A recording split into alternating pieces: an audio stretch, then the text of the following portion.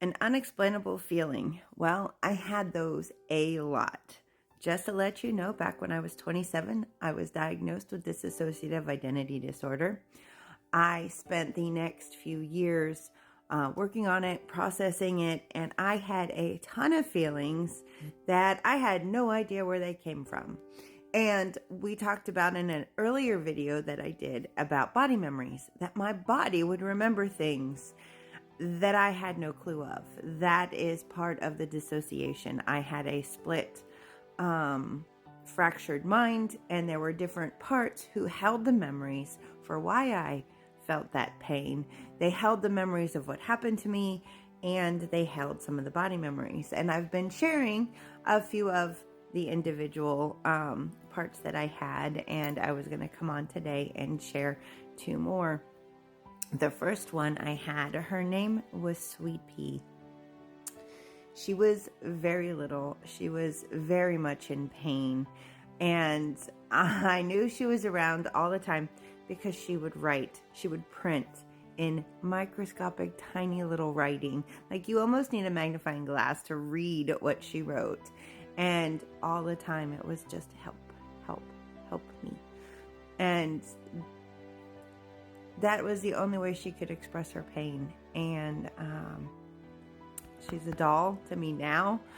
At the time, it was a little scary because I felt what she was feeling, but I had no recollection on why I was feeling the way she was feeling until I got to know her. And then she shared some of what had happened and why she was feeling so sad and so alone and wanted help so bad. Then I had another part, not given a name, but this one held a body memory, which I talked about. Like, your body remembers pain that happened to it, even if you don't recall it. And I can remember, this is after I'd been diagnosed for a while, and I was trying to learn to listen to the parts. So if I got triggered and one of them came out, I would try to stay around to either hear what was going on, to check in with them. Why are you upset? What's going on? And so I was in the learning process of how to do that. And I remember one night I went and took a bath, and when I got out of the bathtub, I don't even know how to put this into words.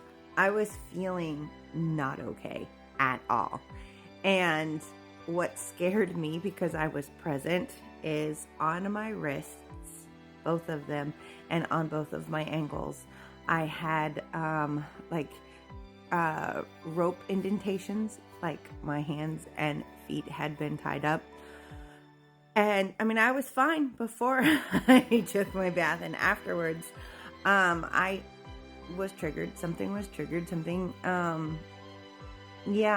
It was a very scary moment for me. I freaked out so bad. I called my best friend, Jen, who I shared in an earlier video. She knew about my diagnosis. She knew what was going on, and I called her on the phone and was just like, I'm a little freaked out. I'm a little wigged out. My body is having a body memory that I don't know anything about yet. And can you just talk to me so I'm not alone, because I'm a little scared. So those were definitely unexplained feelings. I did not know the story. I did not know why my body would have that memory. And so it was a lot of learning to listen, and a lot of the times in the beginning I was a chicken and I could not hear the stories alone. I needed to talk to my friend Jen, or I needed to call my counselor and talk to her. And it is in those situations in my counseling center that we could actually discuss what had happened, and the different parts could come and talk to them. And Leah was always trying to say, Steph, try to stay around and try to hear what happened, just to help my communication with the other parts. And so that was my experience with unexplained feelings and working through it. And I am 20 years on the other side of being whole and blended. I learned to not only talk to the different parts, but I learned to love them and accept them exactly as they are.